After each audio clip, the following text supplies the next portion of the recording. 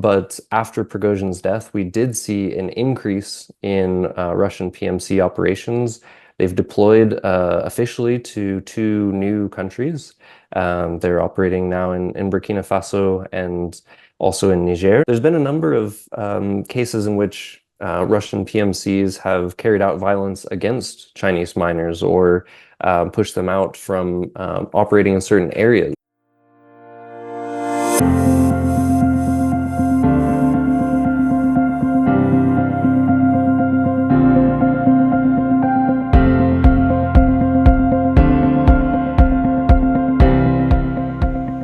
Hello and welcome back to The Focus. Once a shadowy force that helped shape global conflicts, the Wagner Group is now shattered, its remnants absorbed into Russia's military machine. But with the ghost of Prigozhin still looming large a year after his untimely death, what does the future hold for his infamous mercenary empire? Join us on The Focus as we dive into the murky world of post-Wagner Russia with Dr. Serwat, uncovering the hidden power struggles, strategic shifts, and the new face of Russian paramilitary might in the wake of Prigozhin's demise, right here on The Focus. Lad, welcome to The Focus. Thank you so much for having me. Lad, in your view, how has the Russian state effectively dismantled the Wagner Group, and what key factors contributed to this process?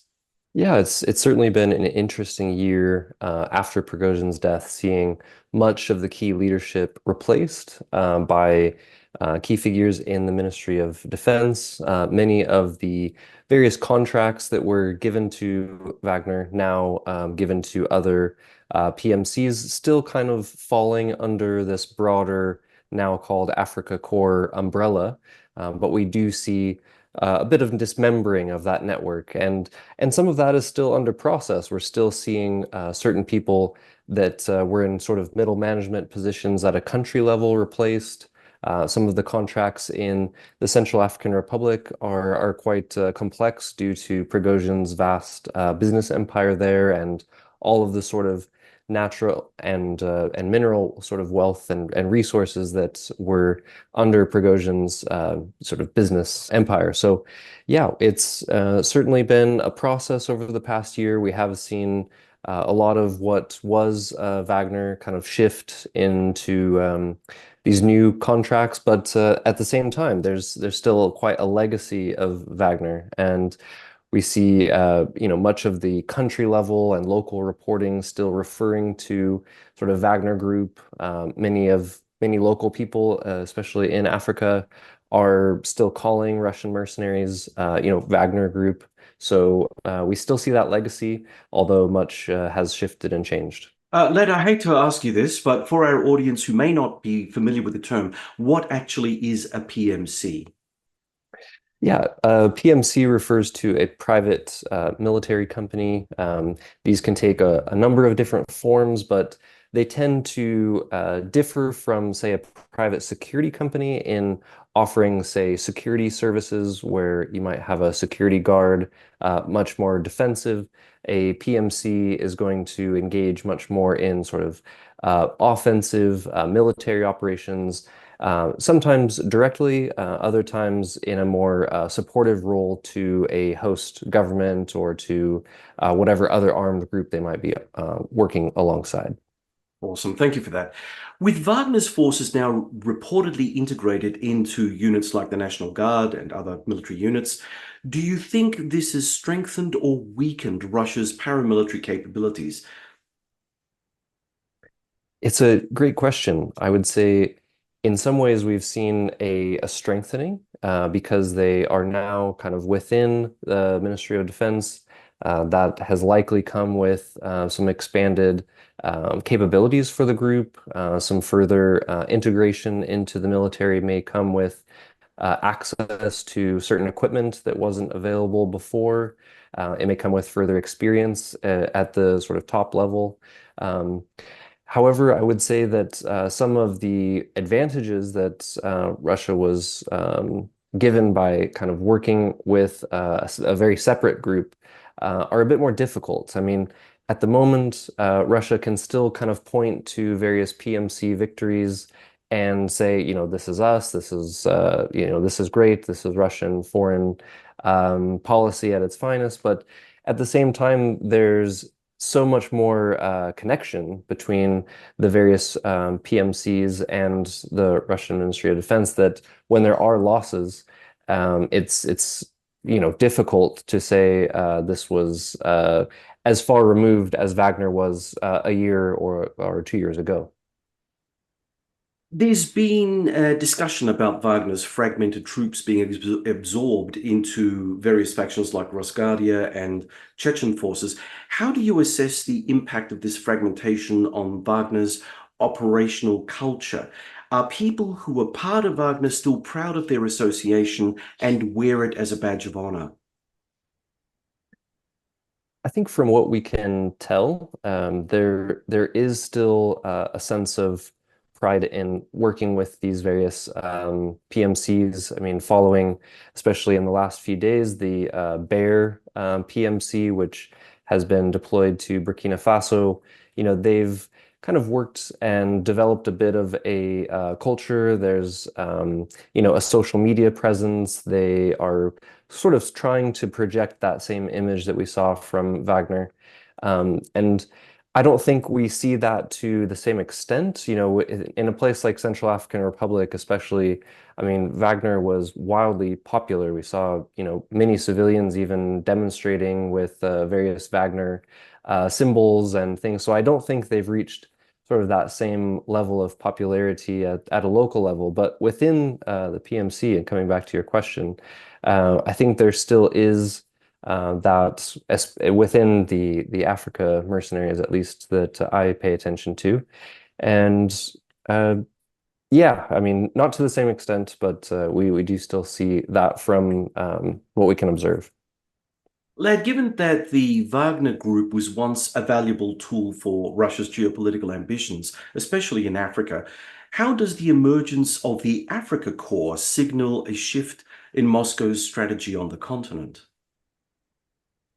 Well, it's certainly been a shift in leadership and at the top level. We've seen the Africa Corps, unlike Wagner, kind of come under key figures within the Ministry of Defense, within some certain areas of intelligence. So we have seen that strategic shift for the Africa Corps, which was quite unlike Wagner.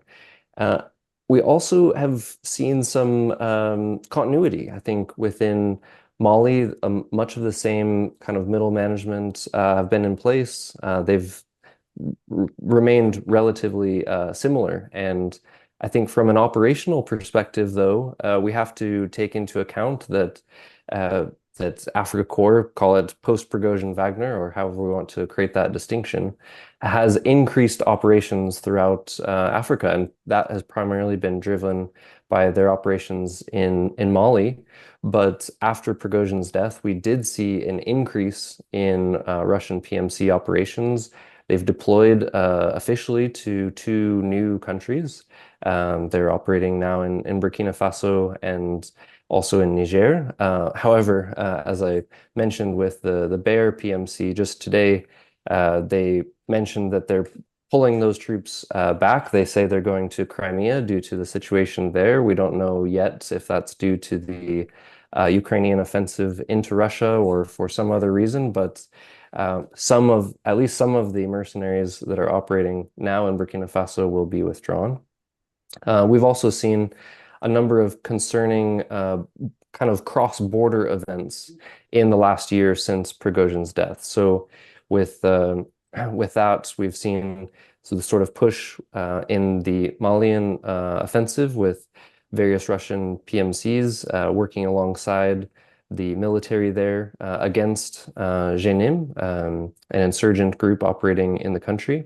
And that's even gone as far as pushing into Mauritania. So that's quite concerning, as well as some cross-border violence from Central African Republic into Chad. So this is the sort of expansion that we've seen in the last year. Call that strategic. I think some of it has been very context driven, such as the fight over Kidal, some of the northward offensive in Mali, which has sort of certainly escalated the violence that Russian PMCs have been involved with. But the last year have certainly seen some changes in this transition to Africa Core. When we talk about Russian PMCs in Africa, what are the numbers involved? I mean, you just made mention of the fact that, Putin's considering repositioning some of the mercenary forces in Africa back into Ukraine to take care of the Kursk salient. Fine, but are we looking at really big numbers here, or are we just looking at a handful of people? Because, there's got to be a limit by which Russia can start throwing around paramilitary and military forces, surely.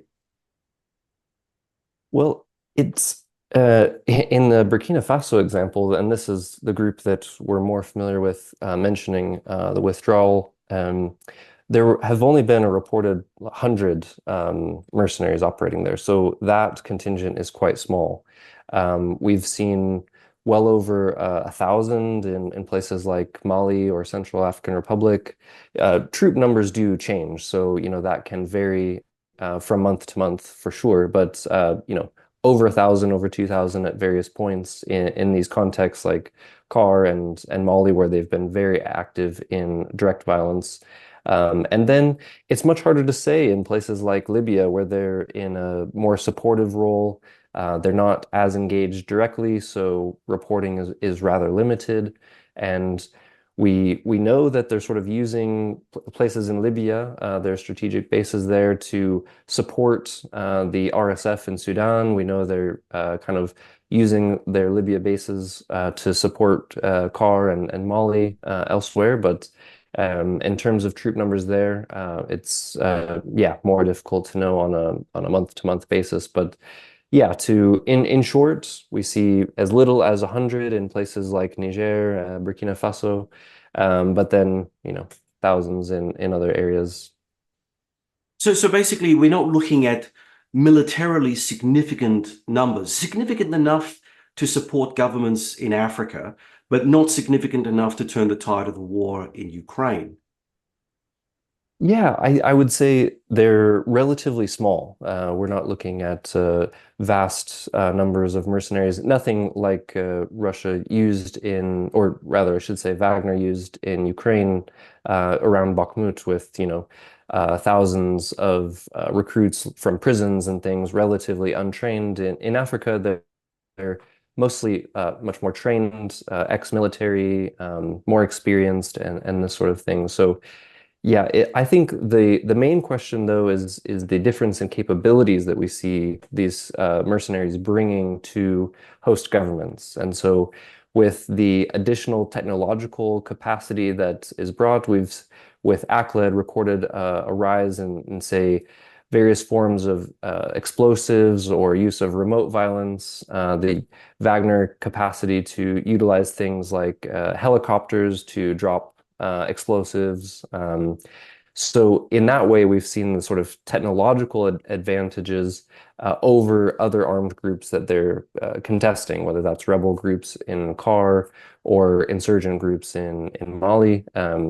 Those are the sort of ways in which they have shifted the conflict dynamics more so than troop numbers on its own. Give us some idea of the quality of the troops involved in the Africa Corps. Now, we talk about relatively small numbers in terms of being able to sort of manage certain little bush wars, if you like, and supporting various governments in Africa.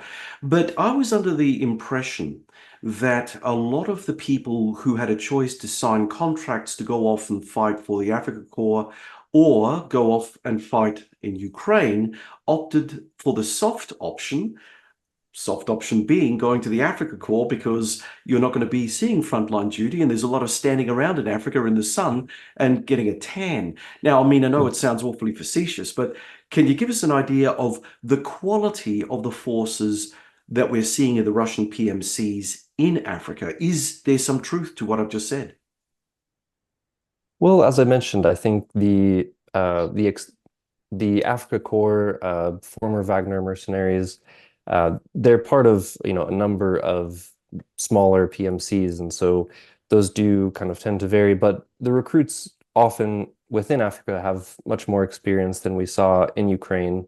However, I think there's some limitations to this. We often see an escalation in civilian targeting when Russian mercenaries are operating in a particular country, and that's a large concern. I think some of the civilian targeting is due to their inexperience, their inability to distinguish between combatant and civilian populations.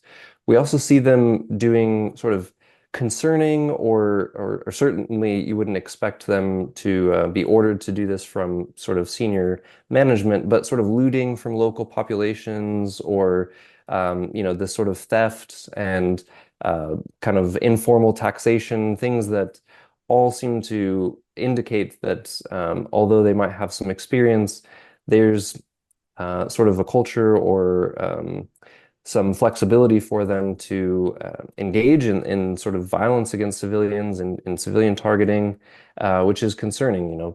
Are they well trained? Perhaps, but these are the sort of concerns that I have when looking at their experience, or how well they're operating in a particular context.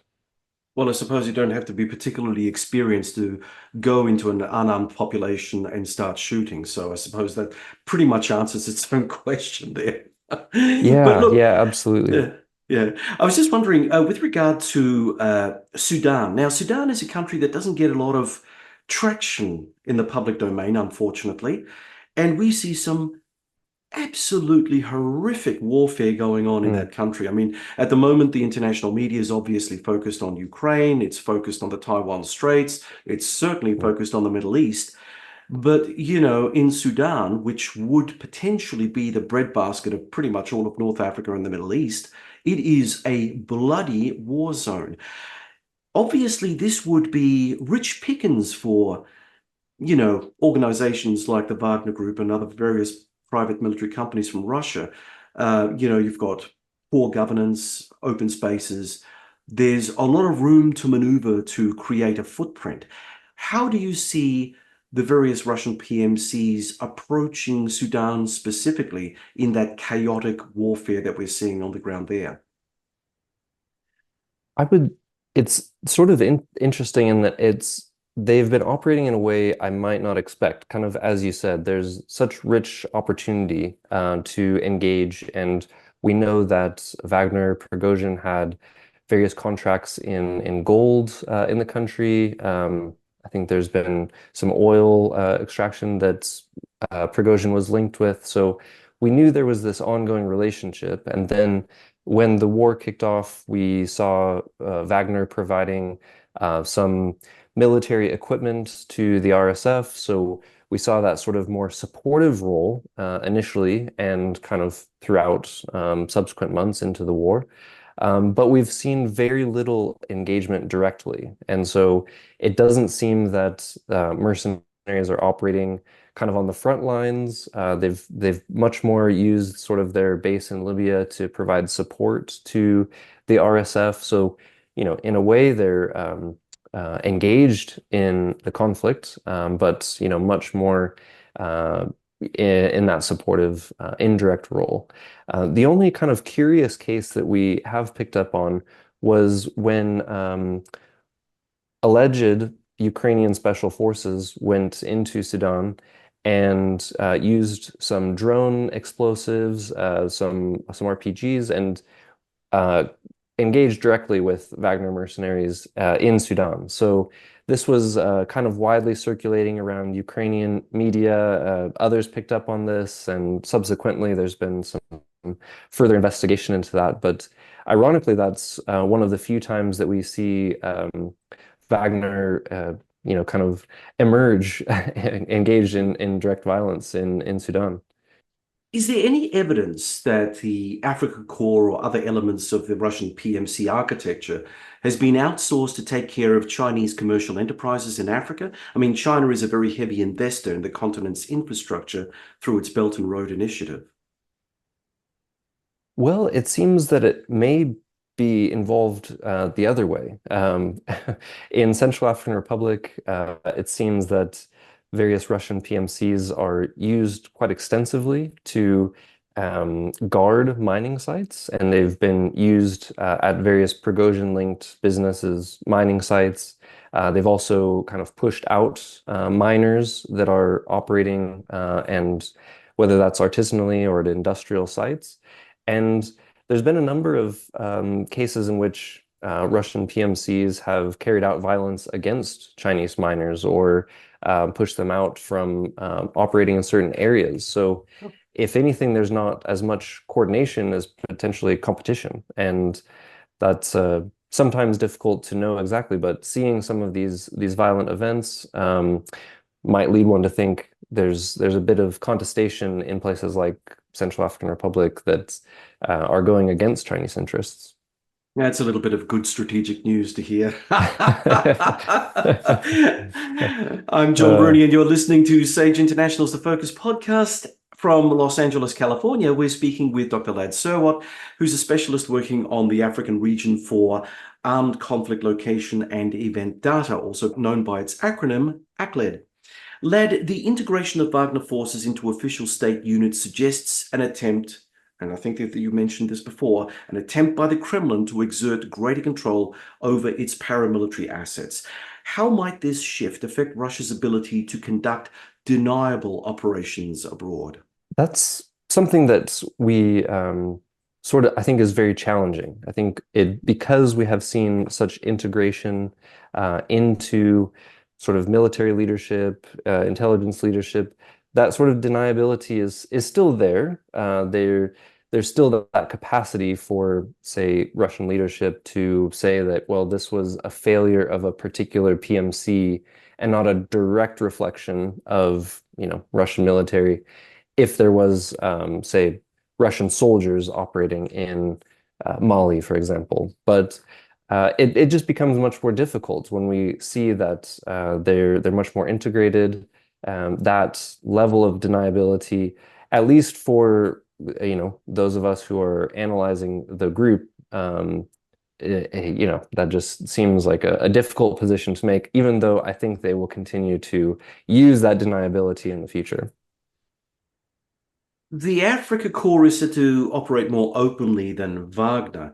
Do you see this as a sign of Russia's growing confidence in its influence in Africa, or could it be a strategic vulnerability?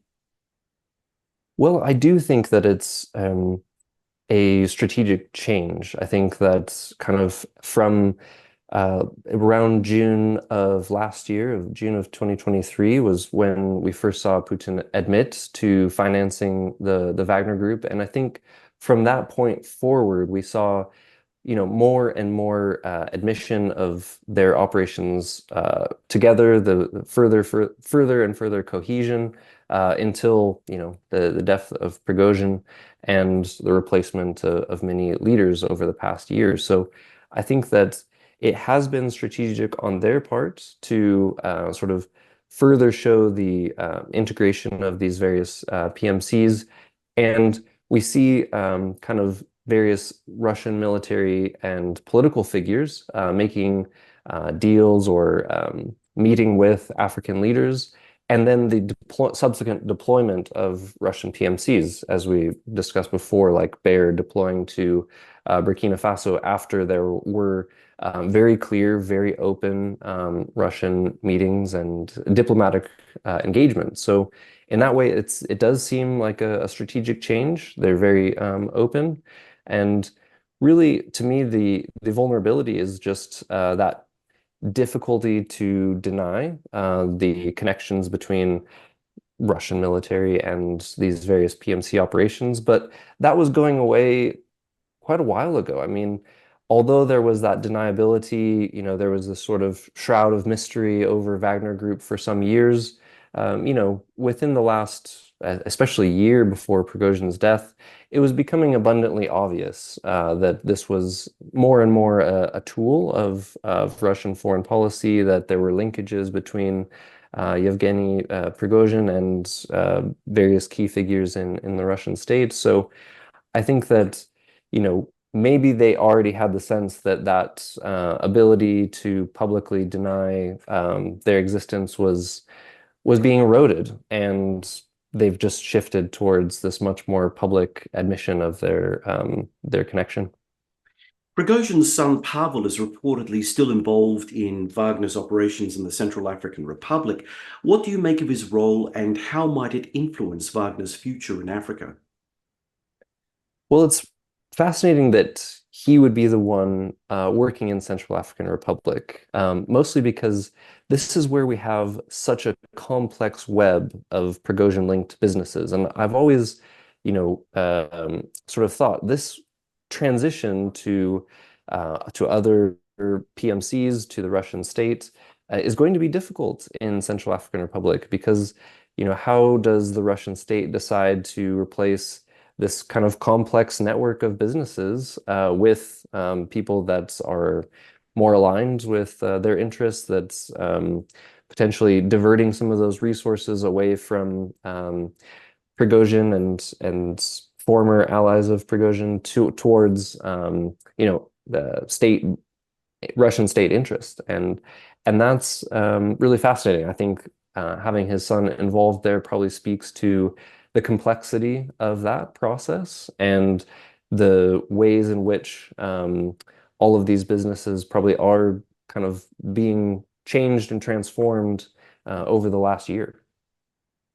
Okay, so with regard to Moscow's broader strategic interests in Africa, obviously with international sanctions having been placed on Africa, the idea of Russia having a footprint there in a resource-rich area is a way in which they can, A, circumvent sanctions being placed upon them, extract whatever they need and bring it back. But with regard to Russia's capacity to extract those resources, I mean, I've heard terrible things about the way that Russian airlines are running right now because they're running out of spare parts. And, obviously supporting people in far off places like Africa is going to take a very sophisticated logistics train, both civil and military. But if both are suffering from international sanctions, and the planes aren't flying not as readily as they once were because whatever's there, whatever's flying is being cannibalized to keep the reduced fleet going. Surely this poses a problem for the Russian presence in Africa? I mean, I would like to think so or hope so. My specialization is much more on their military operations than their business operations, but um, yeah, I would like to think so. And, from what maybe what we can see is that strategic hubs like Libya have helped facilitate this sort of bypass some of the sanctions. I would, again, I hope that sanctions are making their operations more difficult, but having Libya, their bases in Syria and elsewhere, I do think that they're able to circumnavigate some of those restrictions and continue extracting resources. To your point on their capacity to kind of work efficiently or to utilize these resources well, to transfer those resources back to other operations, as people might suspect, in Ukraine, for example.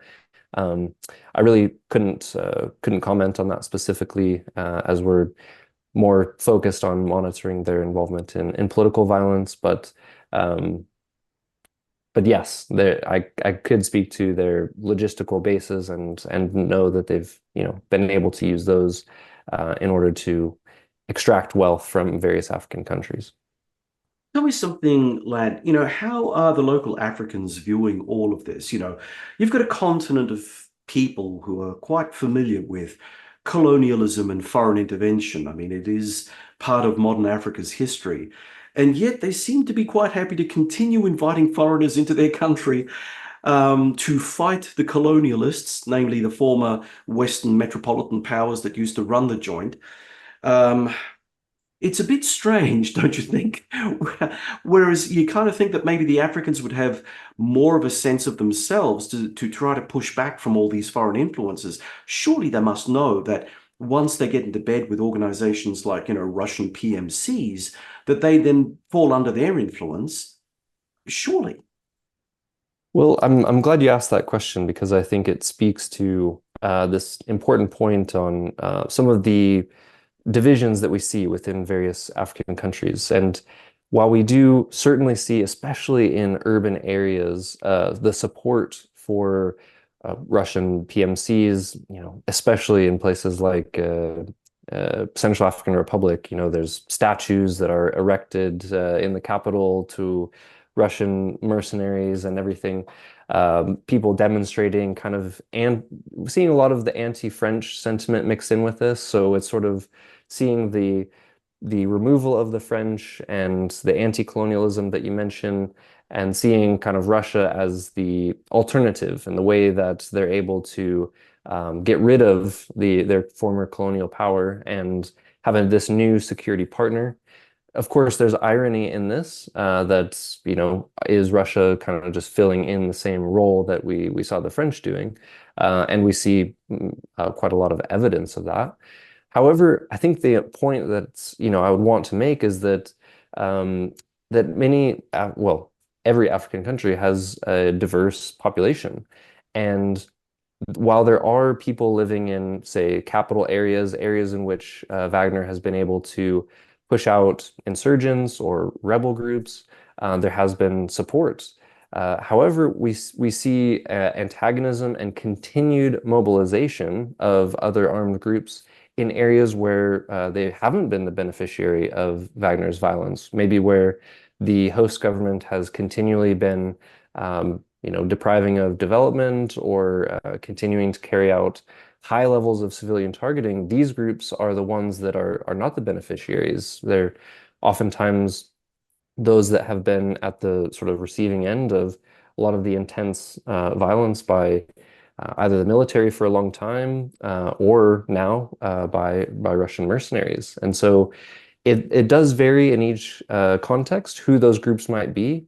We see in Central African Republic groups like people of Muslim faith, Fulani, are often suspected to be maybe recruited by various armed groups and various rebel groups. Therefore, they've been the ones targeted. And I don't think that we're seeing a lot of popularity for Russian PMCs, for Russia, amongst those groups of the population. And so, is there a bit of a urban-rural divide?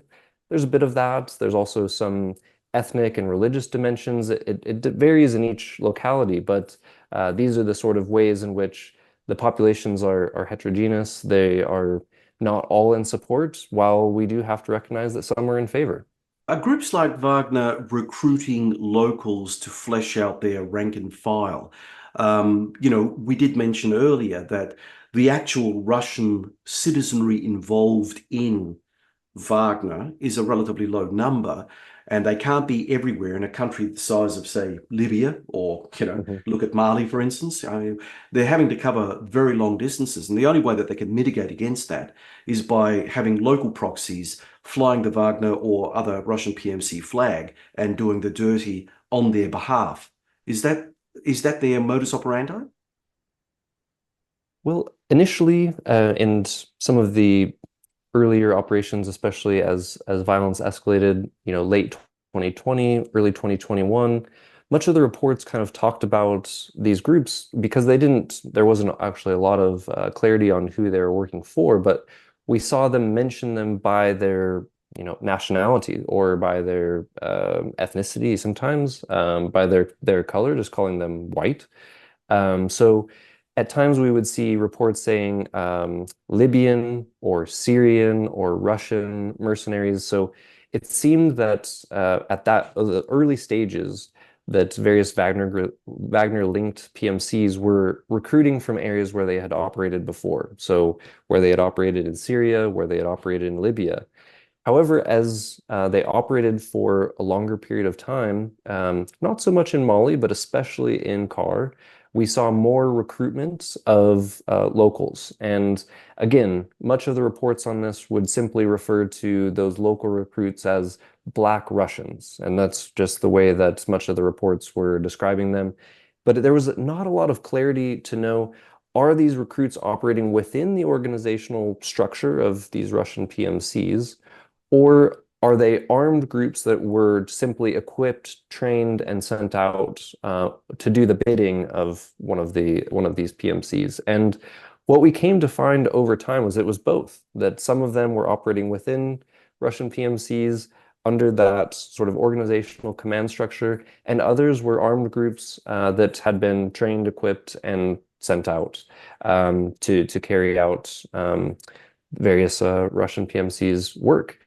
So those are the two. And of course, the concern is, well, because there have been these armed groups that are trained, equipped, and operating separately, that can really shift the balance of power in local areas. That even if, say, tomorrow, the PMC were to leave, we still have a balance of power that's changed and shifted in certain local areas, namely in Kar. So I think that's a bit of a concern, but a notable point in terms of their local recruitment. All right, I've got to ask you this question, lad. What's with the Nazi symbology here? The Wagner Group. I can see the Ride of the Valkyrie coming through. I can also understand that there might be a bit of a problem with the idea of the Africa Corps, which was first pioneered by the Yeah. Nazis. Hmm. And of course, that these are archetypal racist organizations we're talking about here, and now they're folded into a Russian PMC outfit dealing with Black Africans in Africa. Is there not some sort of, I don't know, cognitive dissonance going on here? What is the thing that the Russians have with neo-Nazi symbology? Is it a macho thing? Is it because they were really, really tough units that somehow if they had their branding rubbed all over them, somehow people will see them in the same light? What's going on there? Well, as you mentioned, I mean, on the surface, there's such a grand irony to this that why in the world, especially at a time in which Russia is accusing Ukraine of being this Nazi supporting regime and that they have so much propaganda that they're going into Ukraine to combat this neo-Nazism.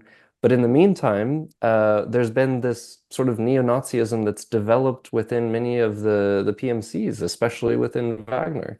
And so, there's this kind of how has this kind of developed at the same time, and how have they been able to maintain a coherent messaging to, especially to the Russian population, that we're against Ukraine because of neo-Nazism, yet we are now publicly supporting these various PMCs who openly utilize neo-Nazism within their branding. And, you know, I actually don't have a clear answer for you. I can tell you there was, the interest by some of the Wagner founders by Prigozhin and some of these leaders, Utkin and others for Wagner. We see, as you mentioned, some of the machoism or elitism militarily for Nazi era strategies and for this, but it's very bizarre, and I do wonder like how long can this kind of simultaneous public messaging last, because it just seems so incompatible. Oh, well, it seems so incompatible, especially because they're dealing in Africa. I mean, I don't know. I mean, if I was an educated African, I'd be offended by all of this. But anyway, that's just me. Hmm. I mean, I suppose out in the boondoggles where, African understanding of history doesn't go beyond what they know from, what's been passed down from father to son. I understand all of that. But in terms of, the actual history in Europe and North Africa and what it all meant back in, World War II, yeah, it is a very strange look. So, with the ongoing war in Ukraine, lad, how likely are we to see an expansion of the Africa Corps, ergo Wagner, in Africa, a theater very far removed from Vladimir Putin's immediate area of interest? Well, it seems that this is a really strategic time to talk about this because while we have some kind of expansion in the last, say, 6 months towards new countries, the deployment into Burkina Faso, into Niger. I think we've seen, just growth across the Sahel in insurgency.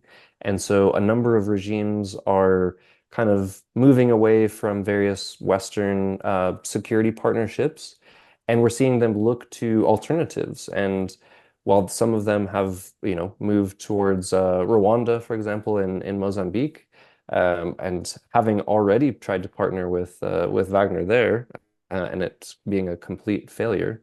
At the present, I think we do have an interest, especially in that sort of Sahel region, for Wagner to expand, or sorry, for Russia to expand their influence in that area. However, I think they have to balance their interest in expansion with their capabilities with the war, at their doorstep. And so when we have sort of a Ukrainian offensive moving into Russian territory, I think we'll probably expect that that will limit expansion into, new areas of Africa, or even, as we're seeing, preliminary evidence of today, sort of a withdrawal. So, that's all going to be balanced. I think there's the interest, but there is still the war in Ukraine, and that is going to make a difference. It's going to limit Russia's ability to continue expanding across the continent. Lad, some experts argue that the Wagner Group was pivotal in showing that mercenaries can be successful counterterrorism actors. How do you evaluate the success of this proof of concept, and what implications does it have for future Russian operations? There were sort of some initial complete losses, and we just mentioned Mozambique. So that was an effort by Mozambique to utilize Wagner to counter the insurgent threat in the north. And unfortunately for the people that are living in that area, the support of Wagner Group was unsuccessful. They were not able to counter that insurgency. I think what we saw then in Central African Republic was, and this has happened on subsequent occasions, there's been various offensives by rebel groups, by local armed groups, sometimes contesting larger areas across the country. And Wagner has been able to support the regime there, of course, alongside various UN and Rwandan special forces to suppress those offensives. That's, of course, come at the cost of many civilian lives due to the amount of civilian targeting by Wagner, but they have been able to counter those offensives. However, we're not seeing that they've been able to counter it for the long term. It's sort of like they've been able to suppress it in the interim, but there's been subsequent waves of these offensives. So there's still the capacity for armed groups to organize, recruit, and arm themselves and carry out another wave of violence. So that's where we've seen the limitations. And in Mali, I don't think we see a lot of success. I mean, the levels of violence, especially with JNIM, continue to escalate quarter after quarter, year after year. And so can we really call their operations successful? I really don't think so. You have to look at specific metrics, of course, but overall, I'm not sure that it's sort of shown itself to be the shining example of a counterinsurgency success. Um, Now, taking that into account, they're going to point to the ability to take back over Kidal, the most recent northward offensive up to the Algerian border. Have those been, have there been a degree of success with these? Yeah, potentially you could say that, but um, I think it's too early to tell. Will they be able to hold that territory? That's also unclear. Are insurgent groups able to continue carrying out violence even in areas, quote unquote, controlled by the military with Russian PMC support? Again, that's what we haven't seen happen yet, and why I wouldn't call it necessarily a shining example of mercenaries able to support, as you said, host governments to counter insurgency. I'm thinking that the French couldn't have been really happy to be displaced out of the Sahel in the way that they were. And I think that the Americans might be a little bit twitchy about the whole thing as well. Is there any sense that after this conversation, that we're having, you sense that maybe there's an opportunity for both France and America to sort of push back against Russian interests and influence as destabilizers in the Sahel region and other parts. I mean, if, for instance, what we say is true, that, Putin is withdrawing some forces to take care of Kursk, that provides an opportunity of sorts for France to regain or come back in some capacity, with or without American assistance. The Americans, obviously, at the moment, we just have to wait and see, because they've got their big election coming up, and I don't think that they'd be in the position to toy around with Africa until sometime in 2025. But certainly the French, they're in a better position to reassess and perhaps go back in. Or do you think that France is finished in the Sahel completely? Well, we really will have to wait and see on this. And I would my hope would be, and that after, some of this time goes by, it's always easy to criticize the hegemonic power, whether, that's France or the US. And in the moment, when various regimes are kind of partnered with and heavily influenced by those hegemonic countries, people can kind of look and criticize. And I think as Russia's now kind of pushed out, or there's been the withdrawal of Western countries in these areas, and much more of Russian PMCs have now become the military ally.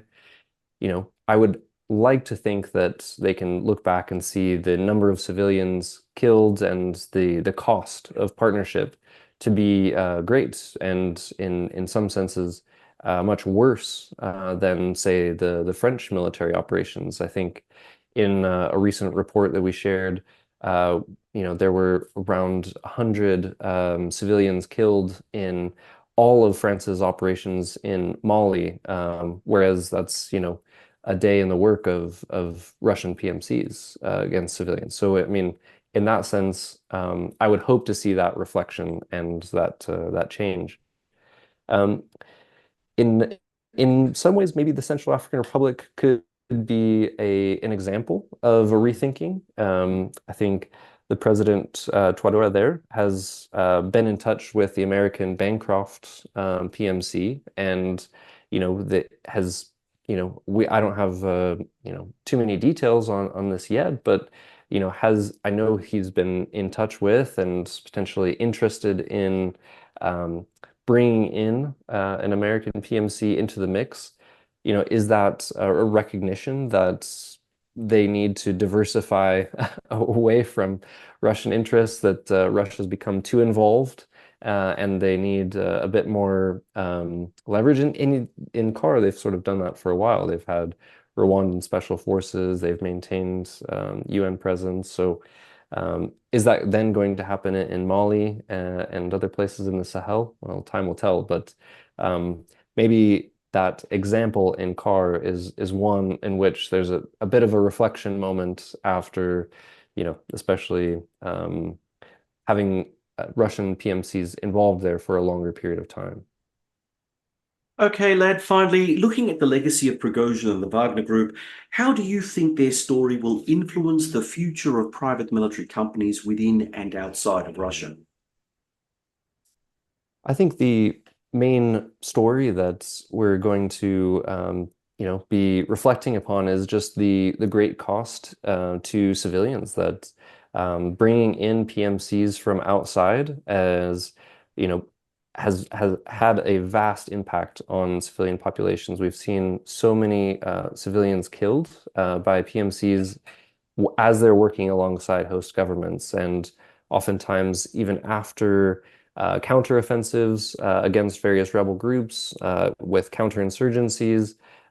These PMCs have continued to operate in various areas, tried to hold territory, and the number of civilians killed in these areas, I think that's going to be the story that we reflect on, in some years' time.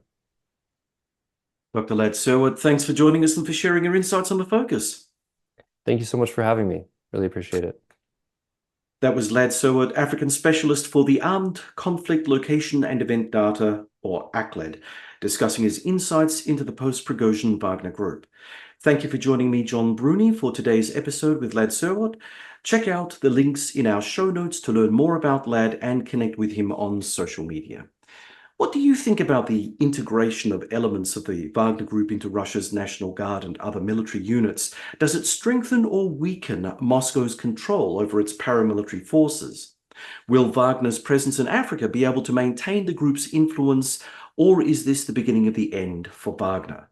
Will the legacy of the Wagner Group shape the future of private military companies in Russia, or will the Kremlin's tighter control lead to their decline? Let us know in the comments section below. If you enjoyed this podcast, please subscribe to our YouTube channel. It's a free way to support us. You can also subscribe to the podcast on the Ozcast Network, iTunes, and Spotify, where we would appreciate your 5-star reviews. If you have any comments or questions about the podcast, post them in the comments section on YouTube, and I'll do my best to respond to as many as I can. My thanks, as ever, to producers of The Focus, Malcolm Hughes and Neil Smart. Please stay connected with us on social media. Follow me on X at BruniDoctor and follow the Focus on X at @thefocus_sage. From Adelaide, South Australia, you've been listening to The Focus.